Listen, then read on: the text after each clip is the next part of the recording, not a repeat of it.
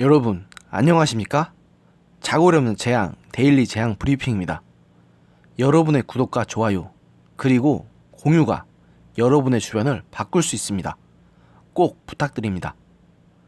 결국 문재인 정부도 12일 화이트 리스트에서 일본을 제외하기로 결정했습니다. 연례적인 수출 통제 체제 개선의 일환이라는 게 정부의 설명이지만 이걸 고지고대로 믿는 사람이 어디 있을까요? 일본의 화이트 리스트 배제에 대한 보복성 조치라는 건 말 안 해도 다들 아실 겁니다.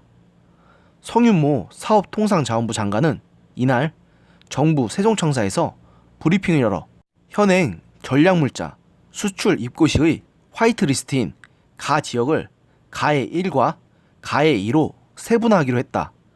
기존 화이트 리스트는 가의 1로 분류하되 일본은 가의 2에 넣을 것이라고 말했습니다.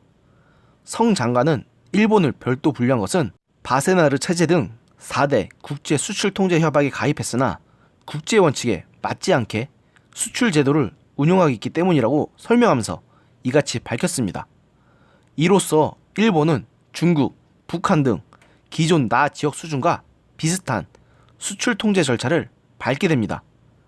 1735종의 전략물자 중 개별 허가 대상 품목의 심사 기간이 종전 최장 5일에서 15일로 늘어납니다. 신청 서류는 3종에서 5종으로 확대되며 포괄 허가를 받은 전략물자라도 재수출은 허용되지 않습니다.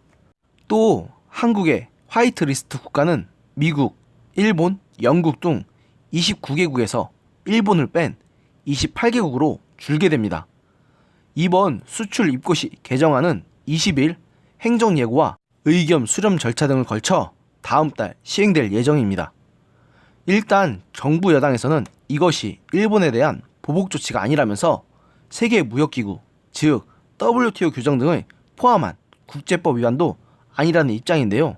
박태성 산업부 무역투자실장은 일본이 먼저 한국을 수출 규제 대상으로 삼은 데 대한 맞보복이 아니라 일본의 수출제도 운영 문제를 발견해 제도를 수정하는 것이다. 세계무역기구를 포함한 국제법 및 국내 법상 전혀 문제될 게 없다고 강조했습니다.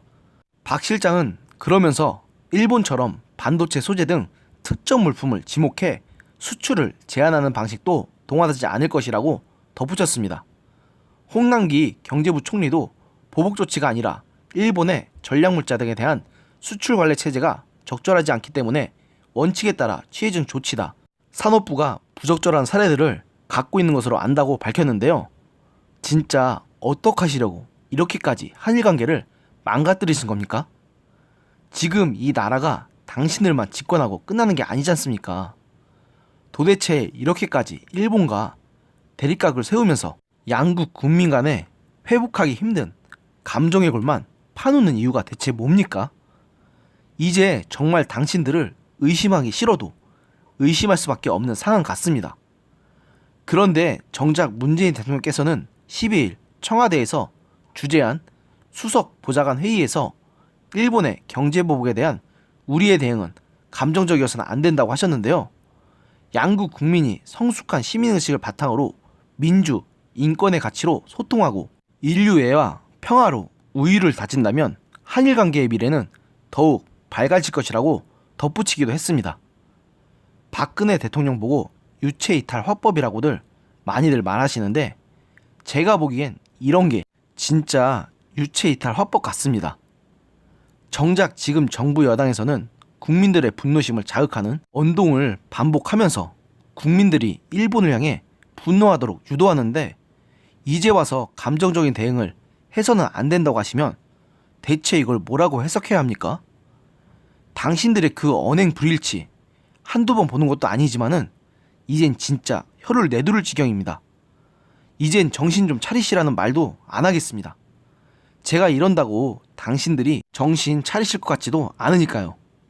다만 당신들이 지금 그 자리에서 휘두르고 있는 칼끝이 언젠가는 도로 당신들의 목을 겨누게 될 것이라고만 경고하겠습니다. 그리고 그때는 부디 당신들이 저지른 만큼 죗값을 치르시기 바랍니다. 오늘의 영상은 여기까지였습니다. 들어주셔서 감사합니다.